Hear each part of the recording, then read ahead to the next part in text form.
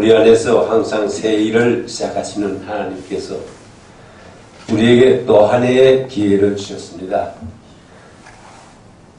이 새해에 여러분 가정과 또 우리 교회 그리고 이 나라에 놀라운 하나님의 뜻이 이루어지기를 간절히 소원합니다. 오늘 봉독해드린 본문은 신명기 32장 5절과 6절 단 두 절인데요. 앞에 5절과 6절은 너무나 서로 상반된 그런 내용입니다. 5절은 마치 저주하는 말투로 너희는 하나님을 대항해서 악한 짓을 행한 삐뚤어진 백성이요 이미 하나님의 자녀가 아니라고 호통을 치고 있습니다. 그런가 하면은 6절에는 말투가 확 달라졌습니다. 이 어리석고 미련한 놈아, 너는 이미 아들의 자격을 잃어버렸고 패륜아가 되었지만 그럼에도 불구하고 하나님은 여전히 너희를 낳으시고 기르시고 세워주신 아버지가 아니냐 하는 것입니다. 즉 5절에서 너희는 하나님의 자녀가 아니다 그랬는데 6절에서는 그럼에도 하나님은 여전히 너희의 아버지시다 하는 것입니다. 모세가 이스라엘 백성을 이끌고 애굽을 탈출해서 40년의 광야 생활을 거쳐서 드디어 요단강 동편 모압 광야까지 이르렀습니다. 그러나 약속의 땅을 바라보면서 모세는 그의 임무가 여기까지였습니다. 출애굽 이후 광야 40년의 과정을 되돌아보면서 모세의 심정을 한번 상상해 보시기 바랍니다. 출애굽 이후 광야 40년의 여정은 완전히 하나님의 기적의 연속이었습니다. 이스라엘 백성이 애굽을 탈출할 때 도망치듯 떠났습니까? 아닙니다. 당당하게 떠났습니다. 이 애굽 사람들이 제발 좀 우리를 떠나가 주십시오. 당신들이 여기 있으면 우리가 다 망하겠습니다. 피한 건 요구하는 데 다 들을 테니 제발 떠나만 주십시오. 이렇게 이스라엘 백성이 세상에 애굽을 탈출하는 것은 이건 탈출이라고 하기 어려울 정도로 우리가 피난갈 때 어떻게 갔습니까? 허둥지둥 모두 서둘러서 이렇게 떠나지 않았습니까? 그런데 이것은 전혀 달랐습니다. 노인들과 갓난애들 그리고 온 가족이 자기 재산 그리고 가축까지 다 몰고 유유히 당당하게 떠난 것입니다. 그러나 후회가 가로막히고 뒤에는 애굽 군대가 추격해온다는 소문을 들었을 때 그들은 금방 모세를 또 원망하고 떼들었습니다. 그뿐입니까? 홍해를 기적적으로 건너가고도 마실 물이 없다고 또 원망했습니다. 제일 마음 아픈 사건은 모세가 시내산에 올라가 40일을 금식하면서 하나님과 이스라엘 사이에 계약을 맺고 또 십계명을 받는 그러한 그 40일 동안 그 40일을 견디지 못해서 산 밑에서는 백성들이 금송아지를 만들어서 급판을 벌이고 있었던 것입니다. 하산하면서 이 광경을 본 모세가 얼마나 격분했겠습니까? 모세는 십계명 돌판을 산 밑으로 던져서 부숴버리고 말았습니다. 하나님께서도 분노하시고 이 배신한 백성을 몽땅 죽여버리겠다 이 완악한 백성들에게 약속의 땅을 줄 수는 없다는 것입니다. 차라리 모세의 네 직속에서 난 자손을 내 백성으로 삼겠다고 이렇게 말씀하셨어요. 여기에서 우리는 이 본문 5절의 말씀을 대강 이해할 수가 있을 줄 압니다. 너희는 이미 내 아들이 아니다. 흠투성이고 비뚤어진 세대라고 했습니다. 너는 이미 약속의 땅을 물려받을 자격이 없다는 것입니다. 옛날에 우리 족보를 가지고 있을 시절에 문중에서 아주 못된 짓을 하거나 또 가문의 망신을 시키는 이러한 경우에 문중에서 다 의논해 가지고서 그 이름을 족보에서 파내는 그런 일도 있었다고 합니다. 당시 족보에서 이름이 지워지면 그 사람은 그 사회에서 완전히 매장된 신세가 되는 것입니다. 인간 아담은 하나님을 배신하고 에덴 동산에서 쫓겨난 이후로 죄의 노예가 되었습니다. 이제는 선을 행할 수 있는 자유조차도 잃어버리고 말았습니다. 그야말로 절망 그 자체였습니다. 그렇다면 이제 예수를 믿고 구원받았다는 우리들은 어떨까요? 더구나 그 중에서도 종으로 선택된 우리 목회자들은 어떻겠습니까? 저희 친구 목사님이 성경을 읽다가 갈라디아서 1장 10절에서 확 막혀가지고 울음이 나와서 더 이상 나가지 못했다고 그 한 기절을 저한테 편지로 보냈어요. 그래서 그 한 절을 읽어보니까 정말 가슴이 막혀서 먹먹했습니다. 이것은 바울의 고백인데 내가 사람들에게 좋게 하랴 하나님께 좋게 하랴 내가 아직도 사람의 환심을 사려고 했다면 나는 그리스도의 종이 아닙니다 라고 고백했습니다. 나는 그리스도의 종이 아닙니다.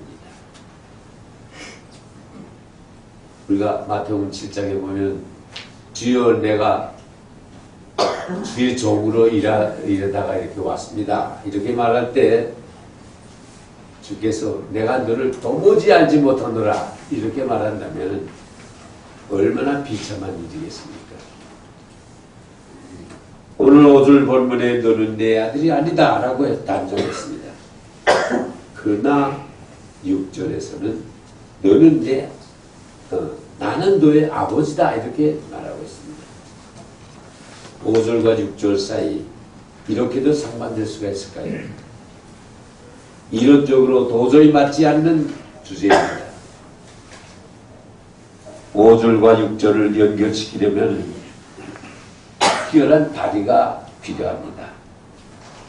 하나님의 기적적인 사건이라야 할 것입니다. 그렇기 때문에 우리는 그럼에도 불구하고 라고 하는 그런 접촉사를 우리가 쓸 수밖에 없습니다. 즉 이스라엘은 하나님의 자녀가 아니지만 그럼에도 불구하고 하나님은 여전히 이스라엘의 아버지가 되신다는 것입니다. 이것은 너무나 뜻밖의 일입니다. 아들은 이미 아들 구실을 못하고 아들의 자격도 없지만 그럼에도 하나님은 여전히 이스라엘을 지으시고 기르신 아버지가 되신다는 것입니다. 우리가 구원받아 하나님의 자녀가 된 것은 전적인 하나님의 은혜요. 우리가 잘한 공로가 아닙니다. 마태복음 20장에 포도원 북근의 이야기가 있습니다. 이것을 천국의 비유로 말씀하셨는데요. 이 비유를 가지고 여러 가지 학자에서 설교를 하는 분들을 제가 들었습니다. 여기에서 천국의 보상은 우리가 일한 그 대가, 품삯이 아니라 은혜로 주어졌다는 점입니다. 포도원 부금 중에는 새벽 해 뜰 때부터 저녁 해 질 때까지 하루 종일 일한 그런 사람이 있습니다. 그런가 하면 아침 9시에 와서 그때 포도원에 들어가서 일하기 시작한 사람이 있습니다. 또 12시에 들어갔고 오후 3시에 또 새로 일꾼들을 들여보냈습니다. 심지어는 해주기 전 5시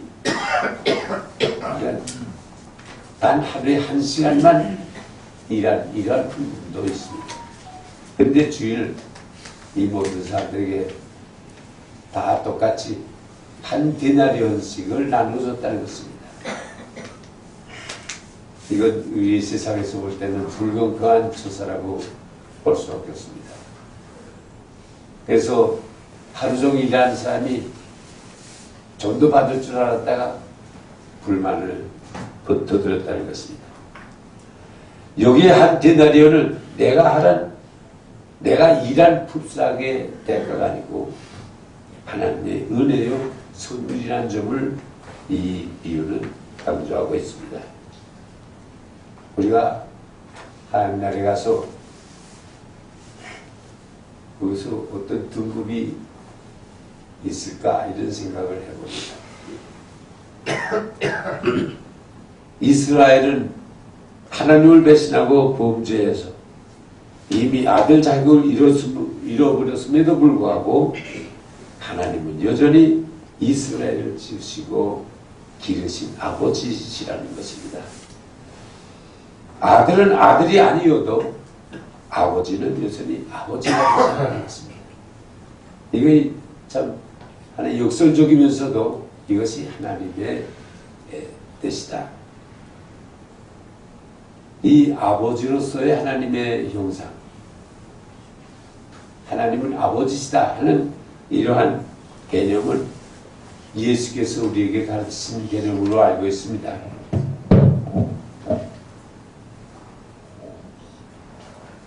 그러나 이미 구약에서도 하나님을 아버지로 묘사한 데가 있습니다. 바로 오늘 본문드린 이 6절이 바로 아버지로서의 하나님의 이미지를 우리에게 가르치고 있습니다.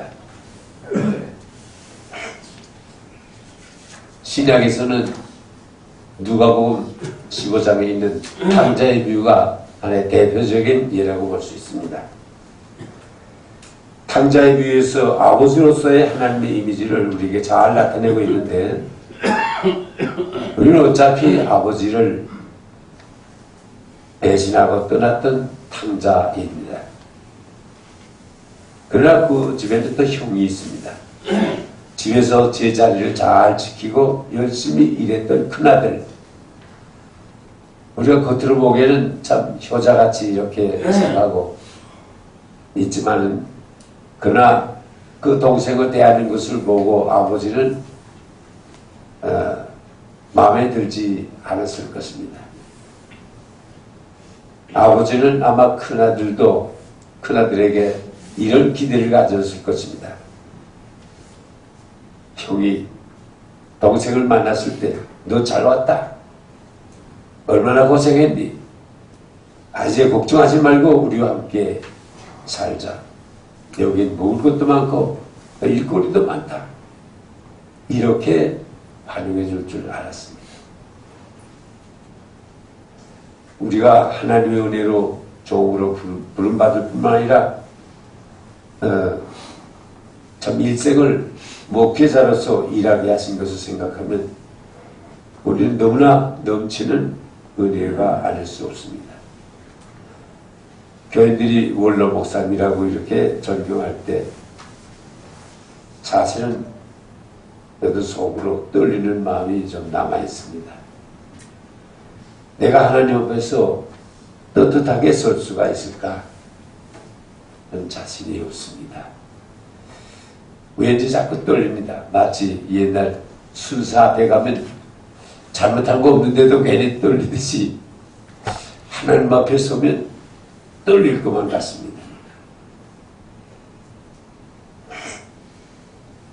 마가복음 9장에 보면 벙어리 귀신 들린 아이를 고쳐주신 그 이야기가 있는데 이 아버지가 그 아이를 제자들에게 데리고 와서 고쳐달라고 했는데 고치지 못했습니다.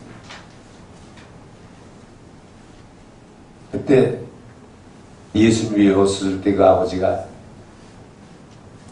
할 수만 있으면 우리를 불쌍히 여기시고 도와주시옵소서. 이렇게 할 수만 있으면 불쌍히 여기시고 도와달라고 했습니다. 근데 예수께서 할 수만 있으면 무슨 말이냐? 믿는 사람은 무엇이든지 할 수 있다. 이렇게 말씀하셨습니다. 그러니까 이 아버지가 놀래가지고 믿습니다. 아멘. 그러나 나의 믿음 없는 것을 도와주시옵소서. 나의 믿음 없는 나를 도와주시옵소서. 뭔지 모르게 저는 이 아버지의 기도에 마음이 절설립니다. 이런 이 아이의 아버지의 고백에 저도 함께하고 싶은 그런 생각이 있습니다. 심정입니다. 내 편에서 믿습니다 할 때의 내 믿음, 이것 가지고는 왠지 만족하지 못하고 불안합니다. 역시 하나님 편에서 너는 내 아들이다, 나는 네 아버지다, 이런 확실한 인정이 있을 때 비로소 우리는 안심할 수 있고 마음이 놓인다는 것입니다. 물살이 빠른 강을 건널 때 아버지는 아들의 손을 잡고 건너가게 됩니다. 자, 아들이 아버지의 손을 잡는 것이 안전하겠습니까? 아니면 아버지가 아들의 손을 잡는 것이 안전하겠습니까? 물론 아버지의 강한 손이 아들의 손을 붙잡는 것이 우리에게 가장 안전한 것입니다. 아버지의 강한 손에 붙잡히는 것이 중요합니다. 우리가 부르는 찬송가 가운데 374장이 있습니다. 374장 한번 찾아보시기 바랍니다. 이제 가사가 이제 조금씩 변해가지고요. 제가 어렸을 때부터 부르는 찬송가는 나의 믿음 식을 때에 주 날 붙드네 그랬는데, 나의 믿음 약할 때 주가 붙드네 뭐 이렇게 지금 돼 있는데 참 마음에 좀 들지 않습니다. 그런지 잘한다고 보려고 했는데요. 옛날 나의 믿음 식을 때에 주 날 붙드네, 그것이 또 원가사에도 좀 맞는 것 같습니다. 이 찬송은 에이다 하고쇼니라고 하는 여사가 가사를 지었다는 것밖에는 뭐 다른 무슨 이야기가 더 없어요. 알 수가 없습니다. 그러나 그 가사를 가만히 들여다보면 정말 감동이 됩니다. 이 가사는 주날부터는 He will hold me fast, 나를 붙잡는데 fast라는 말을 강조하고 있어요. 아주 단단하게 굳건하게 나를 붙들어 주신다는 거예요. 주 나를 붙드네, 단단하게 확실하게 이렇게 할 수가 있습니다. 이 말을 이 찬송에서는 계속 거듭 반복이 되고 있습니다. 내가 내 믿음이 약할 때 주 날 붙드네, 마귀가 나를 유혹할 때도 주 날 붙드네. 주님 붙잡은 내 손이 힘이 딸려서 놓칠라 할 때, 그때도 주님 나를 든든히 붙잡네. 내 사랑이 식어질 때도 주님은 나를 붙드네. 절대 나를 놓치지 않으신다는 이 확신의 찬송입니다. 사실 이 찬송가를 우리가 다 같이 불렀으면 좋을 텐데 1절만 우리 같이 불렀으면 좋겠습니다. 네, 나의 믿음 식을 때 주 날 붙드네. 그렇게 한번 같이 불러보시죠.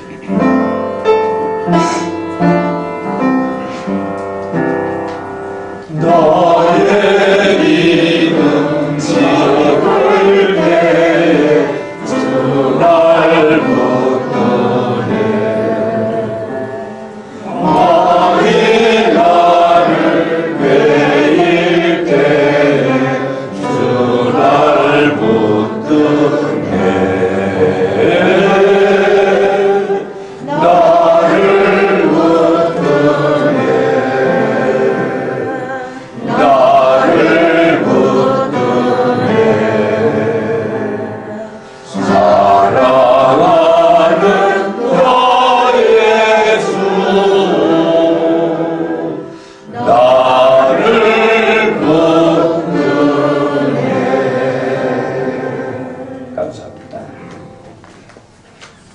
우리는 주님을 자주 배신했고 또 이미 자녀의 자격을 잃었지만 그럼에도 하나님은 여전히 우리의 사랑하는 아버지이십니다.